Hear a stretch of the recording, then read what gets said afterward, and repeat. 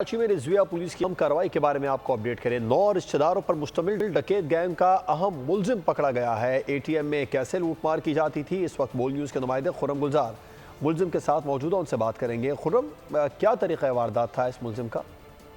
जी बिल्कुल, रिजविया पुलिस ने एक बड़ी कार्रवाई की है। शहर के मुख्तलिफ इलाकों में एटीएम मशीनों में लूटमार करने वाले गैंग का एक अहम मुलजिम जो है वो पुलिस ने गिरफ्तार कर लिया है। इस वक्त हमारे साथ वो मुलजिम मौजूद है, हम इससे बात करते हैं। क्या तरीका वारदात आपका क्या था, किस तरह से एटीएम जाते थे और वारदात करते थे, तरीका वारदात अपना बताएं।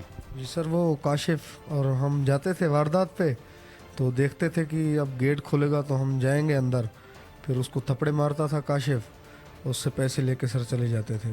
कितने अफराद हैं तुम्हारे इस पूरे गैंग के अंदर जो सब ये एटीएम की वारदातें करते हैं? सर मैं तो आजकल आया हूँ। काशिफ है, वो इम्तियाज़ है, वो सदाम है, बग्गा है, वो हक नवाज जिसको बोलते हैं, और वो अमीर है, महबूब है सर। मतलब 9 से 10 अफराद, तमाम आप लोग रिश्तेदार हैं? जी सर। जी सर। पुलिस का कहना है कि मजीद जो इनके साथी हैं उनको भी गिरफ्तार करने के लिए प्लानिंग की जा रही है। मुख्तलिफ मकामात पर पुलिस की जानिब से छापे भी मारे गए। ताहम इस मुलजिम के जो दीगर साथी हैं वो उस वक्त फरार हैं और पुलिस बाकी सब फरार हैं। खुर्रम, आपका शुक्रिया था।